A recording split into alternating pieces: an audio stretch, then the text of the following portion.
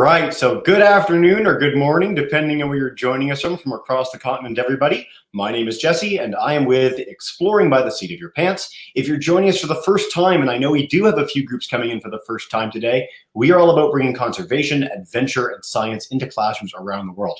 I want to say a huge thank you to all our teachers. I know it's an unusual year. It's been an unusual year and a bit for all of you, so we really appreciate you continuing to tune in live and on YouTube as we celebrate and showcase such incredible people and places from across the globe.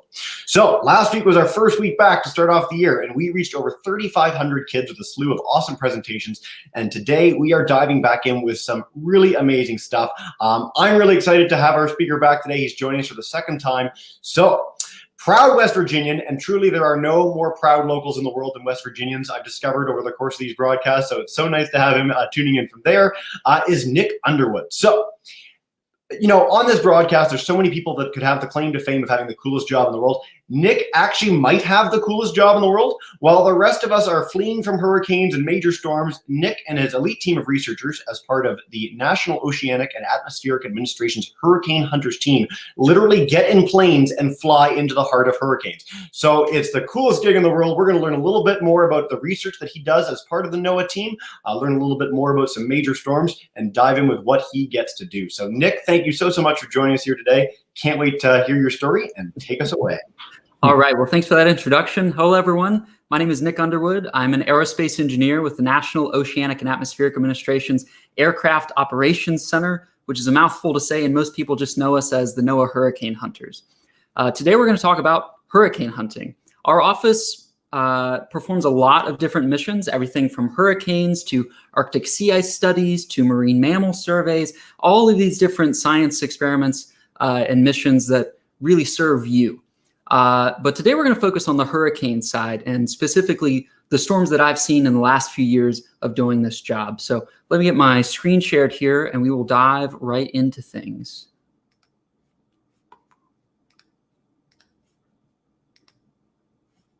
There we go. All right, you guys should be seeing a nice satellite image of Hurricane Florence. So this was Hurricane Florence. This was back in the fall of 2018 when this storm was a giant Category 4 monster roaring its way across the Atlantic. And this storm would ultimately make landfall in North Carolina as a Category 1 hurricane, but it would end up killing about 50 people and causing about $24 billion in damage. So it's very important that we understand where these storms are and where they're going, because they impact so many millions of people each year.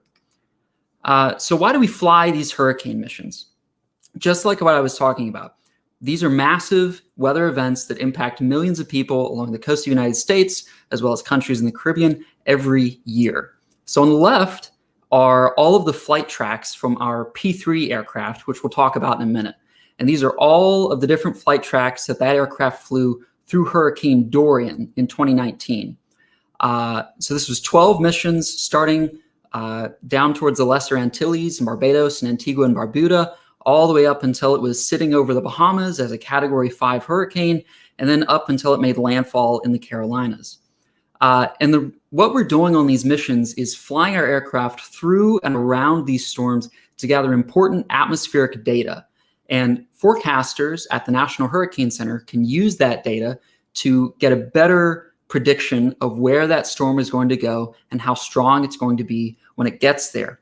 So all of that data we're collecting, temperature, pressure, humidity, wind speed, wind direction, all of that gets fed into these computer models that make those predictions. So on the right is a product of what those models give us. And we call this the cone of uncertainty. You've probably seen this on TV sometimes when there's a big storm going towards land.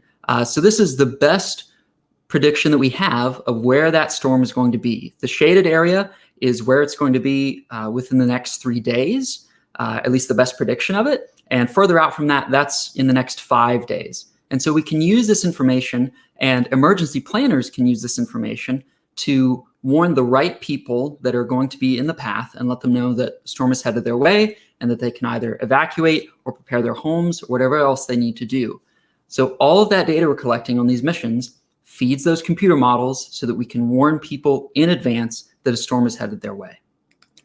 So we have 3 aircraft that we use to hunt hurricanes, and they are named after Muppets. So we have 2 WP-3D Orions. They're Kermit and Miss Piggy. We'll talk about those aircraft in a minute.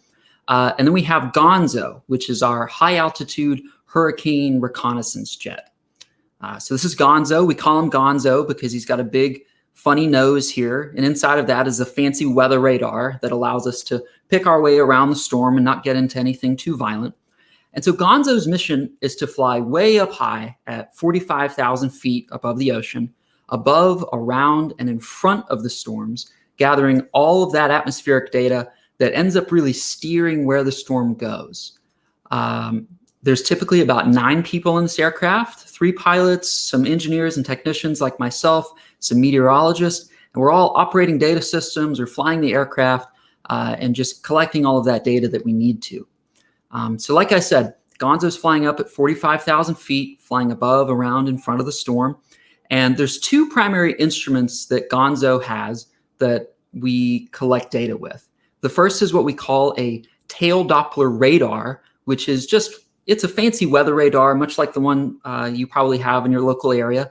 And if you see this bulb on the back of Gonzo there, that's where our weather radar is. And so as we're flying around, that radar is spinning around and it's giving us a picture of the storm from the surface of the ocean all the way up to the cloud tops. And so this was a radar image flying around Hurricane Eta last year. And so, like I said, as we're flying along, this is spinning around and gathering us a bunch of radar data. So you can see over on the right here, all of this big colorful blob, that's Hurricane Eta. And so you can see down here is the sea surface, and then all the way up almost to our flight level are those cloud tops. And like I said, forecasters of the National Hurricane Center can use this information to get an idea of how that storm is developing and just how strong it's getting. And the other instrument that we use, which is my role on these aircraft, are dropsondes. So think of these like weather balloons in reverse. So you have a sensor package that's going to get you temperature, pressure, humidity, wind speed, wind direction, all of that important atmospheric information that we're looking for. And with a weather balloon, you have a balloon and you attach the sensor packet to it, and you let it float up through the atmosphere, and it gives you all of that data. Well, there's nowhere to stand on the ocean, so we have to fly above it and drop those sensor packets down, and that's what dropsondes are. So instead of a balloon, they have a little parachute that deploys, and then as they float down, they're collecting pressure, temperature, humidity, wind speed, and wind direction data. And all of that is coming back to the aircraft in real time, where I'm at a computer and I can look and see what the data is and make sure that the instrument's gathering what we need it to. And then once that instrument splashes in the ocean and is finished collecting data for us, we send that off to the National Hurricane Center, and then they can use that data to feed into those fancy computer models. And these are really important instruments. And the data they collect is absolutely vital to those predictions. So on the right here is forecast tracks for Hurricane Katrina in 2005. And so this red line was the best forecast of Hurricane Katrina without using data from the dropsondes. And you can see that the forecast models took it way over to the west and into the western part of Louisiana. When they added in that data from the dropsondes, though, you got the green line, which is the forecast using that dropsonde data. And you can see that it brought it way further to the east, right over New Orleans and the eastern part of Louisiana. And when you compare that with the actual track of the storm, which is the black line, you can see that the green line, that model prediction using that dropsonde data, really lines up pretty nicely with the actual track of that storm. And this is very important because while hurricanes are immense storms that impact hundreds of miles of coastline, they are stronger at the center. And so we really need to know where the center of that storm is going, because that's where the worst of the effects are likely going to be. So typically Gonzo doesn't fly directly over hurricanes, the eye of them, I mean. But if it's a weak enough storm, we'll do that sometimes. So this was Hurricane Jerry in 2019. And so this was up at 45,000 feet, flying right over the eye of Jerry. And you see some pretty cool views on these missions. But in my opinion, the other aircraft that we use really get you the things to write home about. And that's what we're going to talk about next. So this is Miss Piggy. This is one of our WP-3D Orion aircraft. So it's a big 4-engine propeller plane. And this thing is like a flying science laboratory. So we've got 3 radar systems on board. There's one in the nose, one in this sort of M&M looking thing on the bottom. And then we have a tail Doppler radar, just like Gonzo has.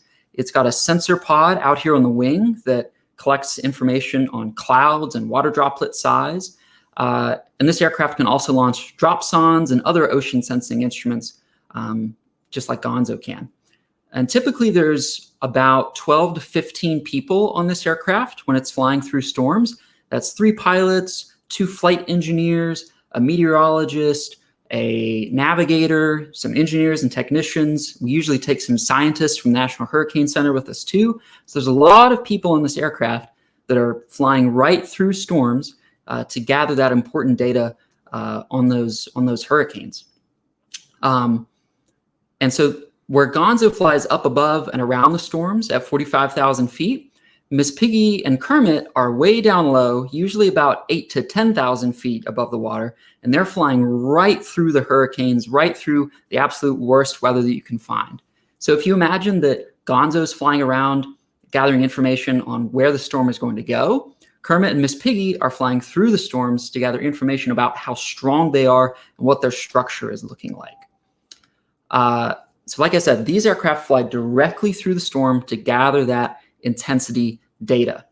And so just to show that we do get right into the center of these storms, this is a radar picture from Hurricane Florence in 2018. And this was when our aircraft was right in the eye of the storm. So you can see there's this big ring of violent thunderstorms surrounding us.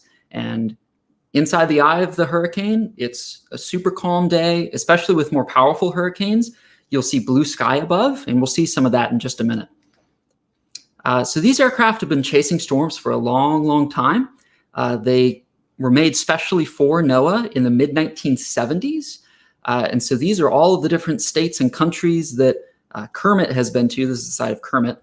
And then all of these red hurricane symbols are all of the different hurricanes that this aircraft has flown through. This only has up through the 2019 season. It's since flown the 2020 season, which had a record number of hurricanes. And so there's more stickers on the side of the plane now, but this is an older picture. I need to update it. And this is where I sit on Kermit and Miss Piggy. So you can see I've got computers, I've got radar screens, I've got all of the dropsondes nearby because, like I said, it's my job on this aircraft to launch those instruments. And I've also got a window. And that window is pretty great because once you get into these storms, the things you see are pretty incredible. So what's it like to fly through a hurricane? It's a lot of this. It's a lot of gray, nasty wind and rain outside. I shot this with a GoPro, so it really stabilizes the image pretty well. But it's usually pretty bumpy. It's kind of like being on a wooden roller coaster when you're flying through. But as you're flying through, eventually you break into the eye, which is what we're in now. And so you can see on the right side are those violent thunderstorms curving around, making that ring of the eye. And you can see some blue sky up there on the left. We'll jump ahead here so we can see a little more. So as we're flying through, this is where the actual hunting takes place. So we're trying to find what we call the center of pressure, which is where all of that energy of that hurricane is trying to flow to. So it's all swirling around, trying to get to a single point. We want to find that point and mark it because that is really going to give a better start to those computer models that are going to predict where the storm is going to go. So you can see, even though this is a violent storm, there's blue sky above. And we call this the stadium effect. So we're down low at 8 to 10,000 feet above the water, but these cloud tops are reaching up to 30, 40, 50,000 feet. Really just depends on where the storm is. And so from our perspective, it looks like we're standing on the field of a football stadium and looking up at all the stands around us. And we see this effect a lot with more powerful storms, specifically the Category 3 hurricanes and above. Let's see. So I've seen a lot of eyes over the last couple of years. This was Hurricane Irma in 2017 when it was a big Category 5 storm. This was Hurricane Dorian in 2019. This was after it was a big Category 5 storm sitting over the Bahamas. This was when it was heading up towards the Carolinas as a Category 3 storm. This was Hurricane Florence in 2018. And so you can see just how beautiful it is to get inside these monsters. So while they are, something to really behold once you're inside, it's important to remember that these are very dangerous storms that impact millions of people each year. This is just a time lapse of flying through Hurricane Florence. So a typical pass through takes 30 to 45 minutes, and this is all compressed down to 15 seconds here. So you can see we get into the eye wall, into the eye, and then right back out through the worst part of the storm there. And so we'll slow that down a bit. So the ring right around the eye of the storm we call the eye wall, and that's where you find the nastiest weather in the hurricanes. And so this was Hurricane Florence, and you can see it really is just a wall of wind and rain and clouds. And once you get into the eye, you have to smack right back out through all of this stuff. So you go from a nice sunny day into really the worst weather that you can possibly find yourself in. So there is some risk with this job for sure, but we take a lot of precautions to be sure that we're doing this as safely as possible to get that information that we really need. And just to highlight the difference in tracks that these aircraft fly. So on the left is Gonzo flight track. This was around Hurricane Matthew in 2016. So you can see that Gonzo flies out over the Gulf, then around the storm, then up into the Atlantic, really just gathering all that information outside of the storm that really steers where it goes. And you compare that with our P3 aircraft, Kermit and Miss Piggy, that are flying right through the storm. And instead of flying all around, they're just crisscrossing, zigzagging, going right back and forth through. And so we're pretty good at predicting where storms are going to go now. For example, I think Hurricane Laura made landfall only a couple of miles from where it was forecast 2-3 days in advance, which is really good.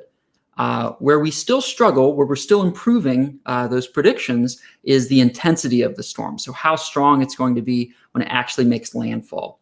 And a process that makes that difficult to predict is called rapid intensification, which sounds big and scary, but it's pretty simple. It's basically where a storm gathers strength very, very quickly over a short amount of time. So a good example of this was Hurricane Florence in 2018.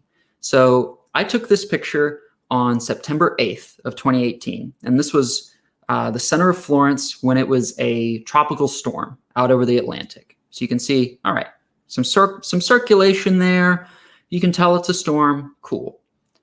24 hours later, on September 9th, this was the center of Florence, but she was now a Category 2 hurricane. So you went from a tropical storm to a Category 2 hurricane in 24 hours, which is not a lot of time.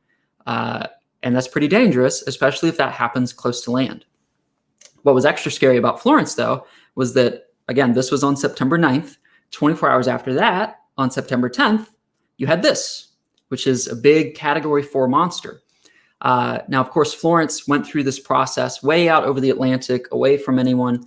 And so it wasn't really dangerous at the time. But we've seen in the last few years a lot of storms going through this process. I think if you think about Hurricane Michael in 2018, Hurricane Laura just this last year, those are storms that were weak, but then intensified very quickly and made landfall shortly after that. And that makes those storms especially dangerous because they're harder to predict. But we're getting better at that.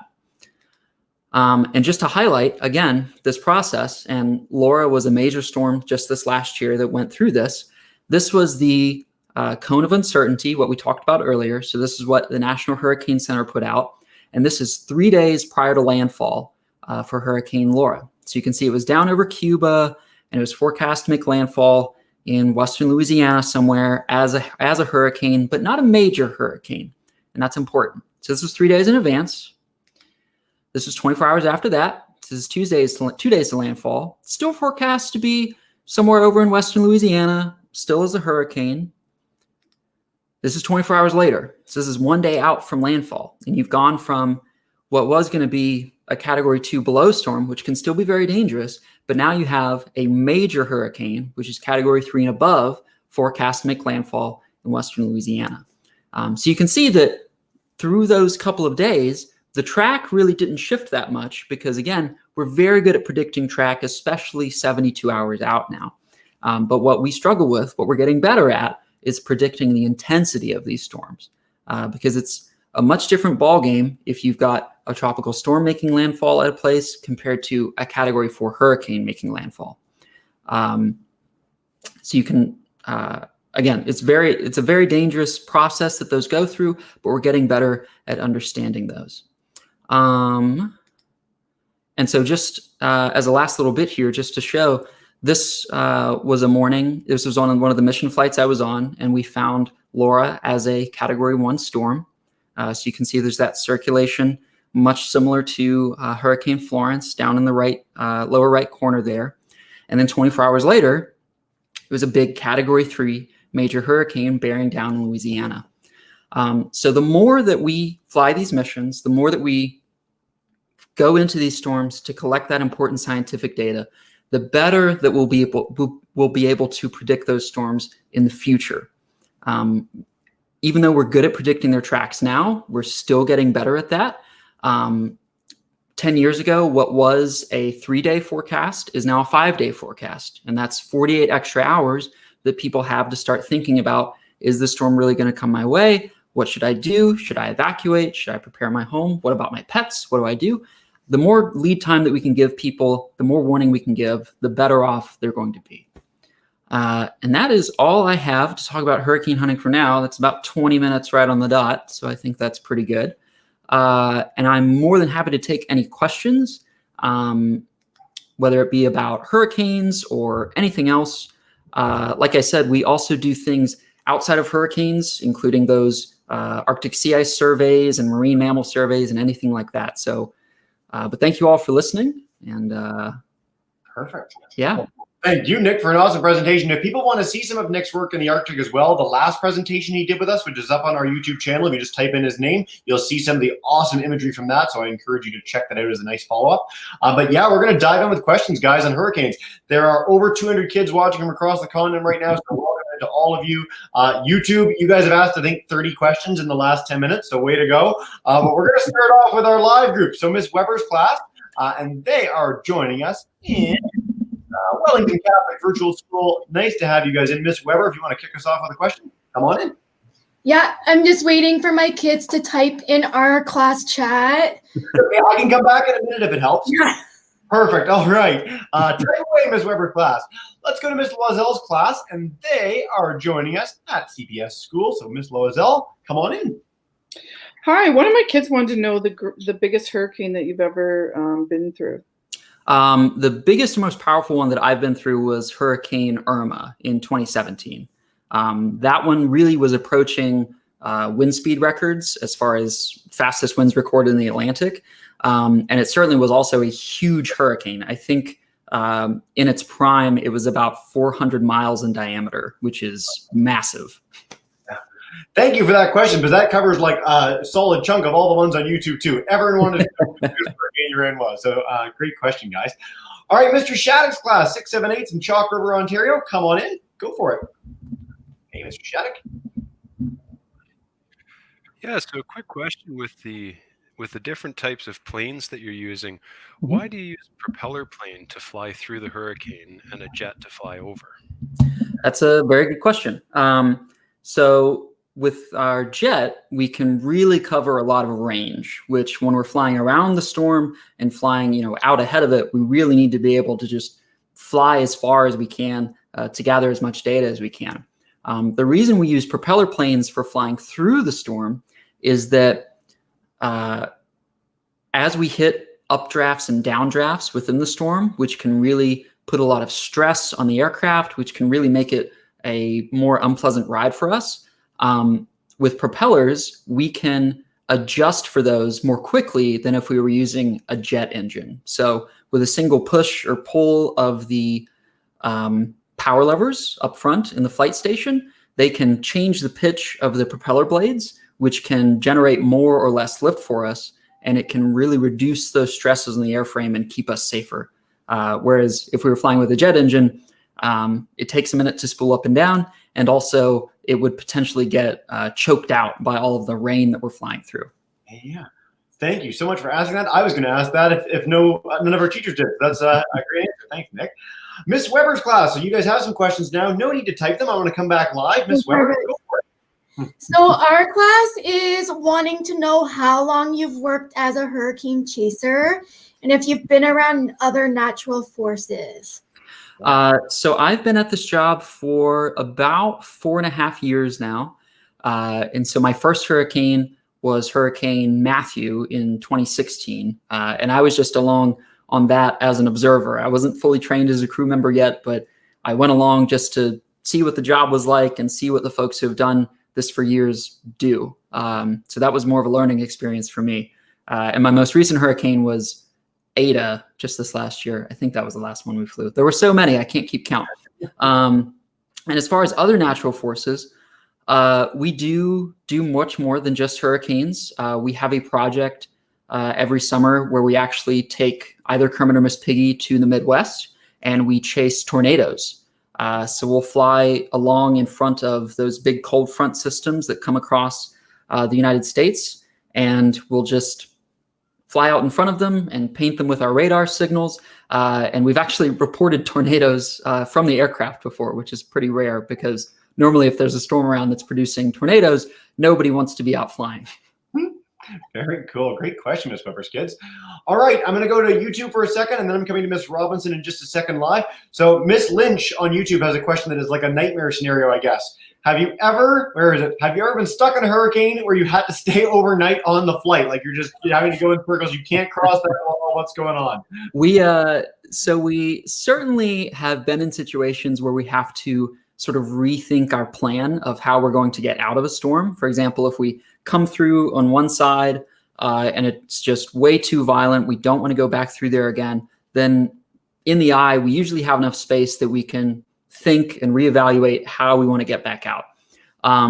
Typical mission flights are between 8 to 9.5 or 10 hours in length. So it's kind of like flying to Europe, except you fly to a hurricane and then back to wherever you came from. So we've never had to stay overnight, probably mainly because we're limited by fuel. So the airplane only has so much gas and we can only fly for so long. And we certainly have been in situations where everything around the storm just doesn't look great. But that's why we have a meteorologist on board who's our flight director, and they can interpret that radar data and sort of pick out the weakest spot in the storm for us to pick our way back out through. It would be a nightmare scenario to be stuck in there, though. I've never heard that sort of question for any of our storm chasers before, so I appreciate that. Thanks for that. All right, let's go to Miss Robinson's class. They're joining us in Petawawa. Come on in, guys. Just demute that microphone, and you're good to go. All right. A lot of our questions have already been answered, but one of our questions was, how old were you when you knew you wanted to be an aerospace engineer? And then what made you specialize into chasing storms? Gotcha. So I knew I wanted to be an aerospace engineer in 8th grade, actually. I went down to Cape Canaveral, Florida on a family vacation, and I saw my first rocket launch. And at that point, I got super interested in space and rockets, and you can see I've got some rocket engines behind me here. And so that's when I knew that I wanted to get into aerospace engineering and specifically do space stuff. What's funny about my current job now is that 5 years ago, I didn't know that my job existed. And now I'm 4.5 years into my job, and it's tough to imagine doing anything else other than becoming an astronaut at some point, which is still my long-term goal. So I've kind of fallen into chasing hurricanes and helping out with all the other missions that NOAA supports, but it's certainly been a wonderful thing to fall into. Yeah, very, very cool. And I know we've got a lot of Canadian classrooms today and travel's not really feasible right now. When you can, if you ever get a chance in your life to go to Florida and see a rocket launch, it's funny how many different speakers we've had on where that was a really big initial inspiration. It's one of the most amazing things you will ever see in person. I got the chance to do it in 2018, so do head to Florida when you get a chance. All right, Miss Donnelly's class, so they are joining in from Sacred Heart School. Just demute that microphone. You're good to go. Grade 5. Hi, like the others, we've had most of our questions answered, but two of the questions we had were, one, what would you consider to be the worst flight that you went through, or hurricane? And then someone else asked, what was the most dangerous situation you found yourself in on one of your missions? Okay. Worst storm to fly through. I think it's a tough situation because eventually you go on so many flights that the worst bumps just kind of merge together, and it's tough to remember which storms gave you the worst ones. I do remember, for me personally, the worst flight I was on was my very first hurricane flight, which was through Matthew, and partly because I guess I didn't really know what to expect. I knew that it was going to be bumpy, but I guess I underestimated just how bumpy it would be. So about 2.5 hours into that 8-hour flight, I started not feeling so good, and ended up being sick for the rest of it, which was not a fun time. Because once you're up there, the mission's going on and they can't just land and take you back because you're feeling bad. That was probably my worst flight. And then as far as dangerous situations are concerned, every flight has its risks. We do the best that we can to minimize those risks, to take care of ourselves and to take care of the aircraft. Certainly, there have been several missions where we get into some pretty violent weather.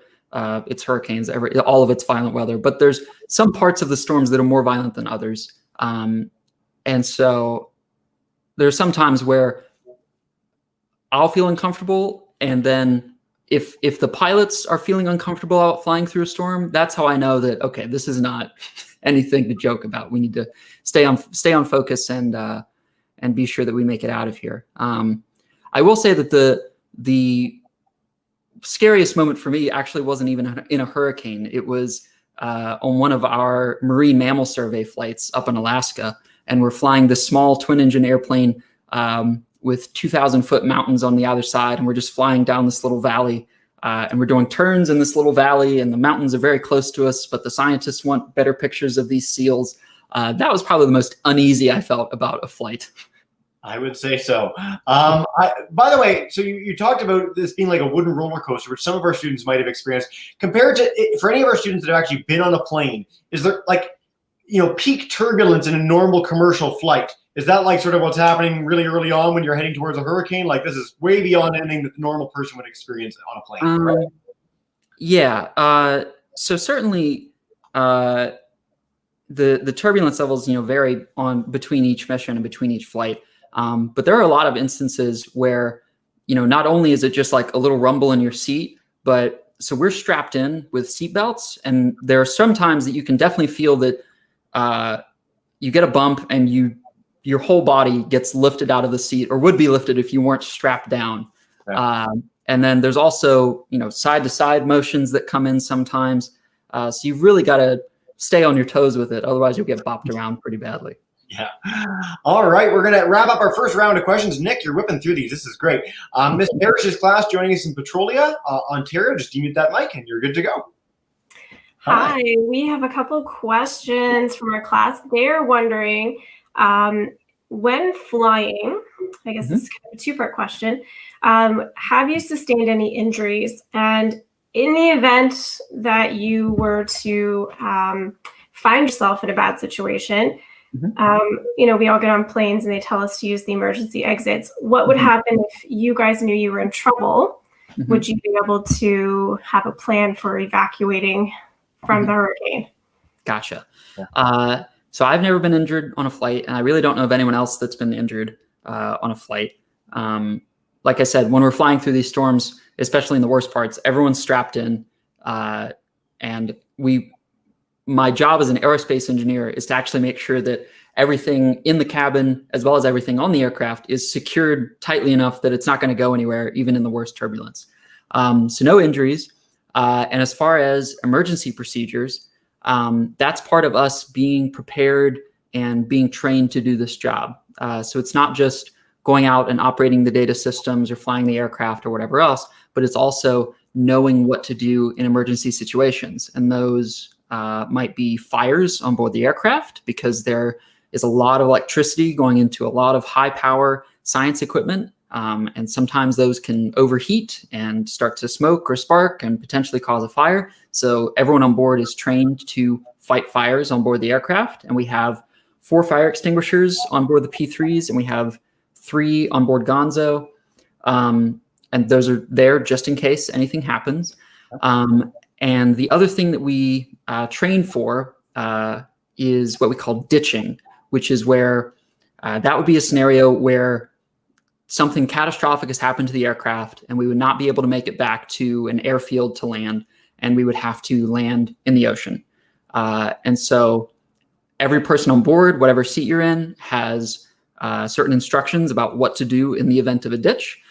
So for example, my seat on the aircraft is if we ditch in the ocean, once all motion stops, it is my job to open the left emergency exit and launch the left life raft.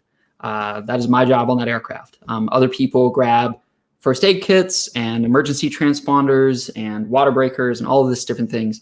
And so we drill that pretty frequently during the season so that in the event it actually happened, we would know what to do. It's fascinating whether it's this hurricane hunting, whether it's astronauts that we featured on this broadcast before, deep sea missions, how much of it comes down to prep and training and having the appropriate equipment on hand. So for a lot of these jobs that could potentially be very dangerous, Nick's story sort of covers the gamut of what people do to prep in a lot of different situations. So I'm really glad we got that question. Thanks, Ms. Parrish. All right, I'm going to take a couple questions from YouTube and then we'll dive back in with our live groups. So Miss Quail Blyer's class wants to know, what's your favorite part of hurricane hunting, Nick? I'd say my favorite part is really just getting the opportunity to work with the team of people that I do. There are so many folks that come together to actually make these missions happen. And that's pilots, engineers, technicians, meteorologists, scientists, maintainers, folks on the ground who just take care of the aircraft in between missions to make sure that we're still going to be safe up there. And after each mission, we land back, we go to the hotel, we get some food and have that time to just decompress and grow together as a team. And I would say that's probably my favorite part. And then my second favorite part is the knowledge that what we do is actually very, very important to people and matters to so many people. And we often, in non-pandemic years, we'll do hurricane awareness tours where we go to different cities and talk with the public and show off the airplanes and talk about the missions that we do. And there's been so many instances where we've gone to areas that have been impacted by storms recently, and people come up to you and just tell you, thank you for the job that you do. And so that's a very motivating thing for me to know that, the work that we're doing day in and day out is very, very important to people and their families. That's a very, very nice answer, and you are going to make a fantastic astronaut someday. Mr. Yanni's class, a more technical question to sort of steer us away from danger and risk and things like that. Do storms only intensify over water, or can they intensify over land also? So hurricanes specifically need to be over water to intensify. So there's 2 major factors that can really prevent a storm from intensify, or there's 2 factors that a storm needs to intensify. One of those is what we call low wind shear. So that storm's moving along and the winds want to start circulating in a certain direction. But if there are prevailing winds, especially up at altitudes, that are pushing in different directions, they can really slow down that sort of motion that the hurricane wants to start up and really interfere with it growing stronger. And the other thing that hurricanes need is warm water. So that's why we really only see major storms in the summertime and in the fall, because the ocean temperatures in the tropical Atlantic are at those temperatures that are very supportive of hurricane development. And a big factor in diminishing hurricanes is that when they do start impacting land, they really start to weaken. So Cuba, for example, is very mountainous and often really can shred hurricanes to pieces because it's just the mountains get in the way of those winds and really shut that whole process down. Yeah. Way to go, Cuba. Very cool question, guys. All right, we're going to do a second round of questions. We've got a few minutes left here, so I'm going to start with Ms. Weber's class. Come on back in and go for it. Hi, our class is wondering, when you get a call to go into a hurricane, how fast can your team assemble and get into the sky?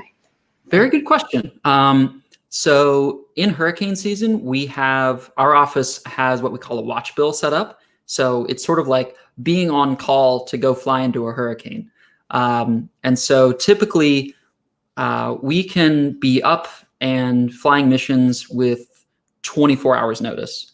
But typically we'll have more notice than that because the National Hurricane Center throughout hurricane season is tracking those storms, tracking the systems that look like they're going to develop. And a lot of times they will forward deploy us to be in position before the storm even forms to start going out and collecting that data. Yeah, very cool question. Thanks, Ms. Weber. All right, I'm going to go to Ms. Donnelly's class just because all the kids are in the class, and then we'll come back to Ms. Loisel in a second. So Ms. Donnelly, you hit that mic. You're all set. Hi there. We had a question. Thomas, what was yours? I'm just getting him to say it. What was the worst hurricane, like what plane were you in when you went into it? Okay, I think we had one already. We did have an interesting question about if you've ever been to the Arctic and if you had any expeditions with polar bears was one. Yeah. What was the question we were going to ask? Do you remember? Many of the students were asking about education. Like, what kind of education do you need to have your job, or how long it took you through schooling to get to where you are? So I just have a bachelor's degree in aerospace engineering, but our office needs a lot of different folks with a lot of different specialties. So we have engineers, we have meteorologists, we have pilots, we have mechanics. There's all these different people that come together to really make these missions happen. So me specifically, and what I do, which is sitting in the back of the aircraft and launching things and operating data systems, that's what the engineers and electronics technicians get to do. But if you want to fly the aircraft, you can join the NOAA Corps and be a pilot. If you're more interested in the weather and clouds and how hurricanes actually form, then you can go the meteorologist route. And most of those require 4-year degrees in a science field, whether it's engineering or meteorology or anything else. I love this question about education. So for our students that might be a little bit younger, it might seem a little daunting to get all the way to grade 12 and then multiple years after that, maybe 4 or 6 years. But that leaves you somewhere where you're 22 or 24 years old, which is really young in the scheme of things, I promise. And now you're set up to do one of the coolest careers. You're fulfilled with your work. You can probably get paid very well. So there's all these great perks to committing to school, being involved, and learning all these amazing things. So just an encouragement for all our classes. And then Nick, you want to follow up really quickly with Arctic and polar bears before I go to Ms. Loisel. Right. So I have spent a number of weeks up in the Arctic with one of our smaller planes. And we do Arctic sea ice surveys off the north coast of Alaska, which is way, way north. And we do marine mammal surveys, specifically seals and sea lions. And we also do some missions where we track whale populations. So I have spent a fair amount of time in the Arctic. I've never actually seen a polar bear. Apparently there was one outside of our hotel one morning, but I was not awake to see that because I was very tired that morning. But I'm hoping that I can get back up to Alaska this year and potentially see one. So you have to, because that's a terrible story. There was a big polar bear. It was there's a whole bunch. There's a babies for sure, and you just missed it. Okay. Well, we'll come back in a year. We'll see if we have a better polar bear tail. Miss Loisel, take us away. My kids want to know if you actually go out at night. And the second thing is, what are your levels or degrees of hurricanes that you go through? So when there are major storms, especially ones that are looking to impact land and impact people, we'll fly 24-hour operations. So with our P3s, we'll fly 2 missions a day, which are usually about 8 hours in length. So the aircraft goes out with the team, flies a mission, comes back, and then our ground maintainers and mechanics will refuel the aircraft, make sure everything's still good to go. And then a second crew will come in, take the aircraft out, fly an 8-hour mission, come back. And we'll do that for as many as 6 days in a row to really just constantly have an aircraft in the storm gathering that data. And then the other question of what storms will we fly through? We'll fly everything from open tropical waves, which become tropical depressions, all the way up to Category 5 hurricanes. There's really no storm that we won't fly into, mainly because, especially if they're aiming towards land and to impact people's homes and livelihoods, we need to fly those storms to gather that data, to let people know just how bad things are going to get. Yep. Great question, guys. All right, we've got time for 3 more questions. So, Mr. Shattuck, I'm coming to you first. Chalk River, if you want one more, go for it. Yeah, so Nick, I was wondering about your pilots. What sort of field do they come from? Do they just train with you folks, or are these former Air Force pilots, or how does that work? So typically, for our P3s specifically, our pilots will either be transfers from the Navy, because the Navy used to fly P3s to hunt submarines, but NOAA uses P3s to hunt hurricanes. We do have some what we call homegrown pilots, which are folks who have joined the NOAA Corps and then either gone straight into the aviation side for NOAA or spent some time on a ship first and then gone to flight school. And then for Gonzo, we do have a couple of former Air Force folks who've transitioned over to NOAA to fly that aircraft. And a lot of the Gonzo pilots are actually those homegrown NOAA Corps officers, the ones who started in the NOAA Corps and then have worked their way up to being pilots. Yeah, I'm really glad we got a pilot question. Thanks, guys. All right, Miss Robinson's class, come on in, and then Miss Parrish will wrap up with you in just a second. Go for it. All right, we had actually one question around the turbulence when you're flying through the hurricane. They were actually wondering, is the eye of the hurricane actually the most turbulent, or is it the surrounding area?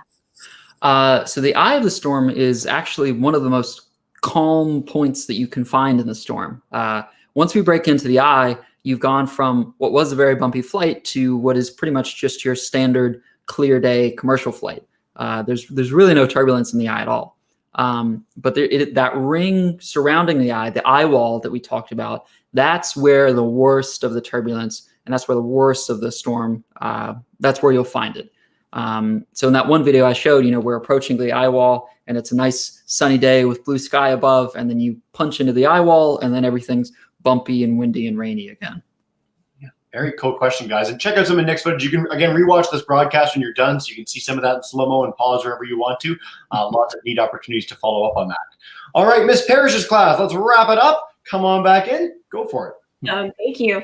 So we had a lot of questions about the on-the-job training. So when you get hired, do you just show up the first day, they stick you in a hurricane? What sort of things do you have to do once you've been hired on to do this job to prepare you to be on that flight? And is space your next frontier? So as far as training goes, so like I said, I'm an aerospace engineer. So part of my job is actually sitting in an office doing aerospace engineering things, which is getting new science instruments put on all of our different aircraft. That part I knew coming into the job because that's what I went to school for. The actual hurricane hunting part and the operating data systems and learning all the emergency procedures and just how to be a full up crew member on the aircraft, all of that is on the job training. And really, there's no other way to learn it than to just go along on flights and shadow people who have done that job for years and just learn what they do and how to do it. And then as far as next frontier, I'm hoping it's space. I can't, I really don't have any control over that other than just making myself the best person that I can be. But I'm hoping to reach that point, and we'll see if that happens. Well, I certainly think you're well on your way. It's been really exciting hearing about your amazing stories today. We're excited for you to have some cool polar bear experiences in the future as well. And thanks for all the great questions, guys. So much enthusiasm from all our teachers. Nick, before we wrap up and I get everyone a chance to say goodbye, is there any last message you want to share about your role or your job or anything you want to leave people with? I just want to thank you all for listening today. If you want to learn more, you can look up NOAA, the National Oceanic and Atmospheric Administration. NOAA supports so many different missions across the United States and even up into Canada. And so whether it's marine mammals or hurricanes or Arctic sea ice or climate change or whatever you want to get interested in, you can find more information at noaa.gov. Yeah, fantastic. We've done a huge slew of programs on NOAA's marine sanctuaries before at Exploring by the Seat of Your Pants, some of the most beautiful and amazing protected areas in the entire world. So a nice compliment to today's talk with Nick to keep going with the organization. So as you know, everyone, what we're going to do, I'm going to bring in all our teachers. So Miss Weber, Miss Loisel, Mr. Shattuck, Miss Robinson, Miss Donnelly, and Miss Parrish. If you could join me in saying a big thank you and goodbye to Nick. Thank you so much for being here, everyone.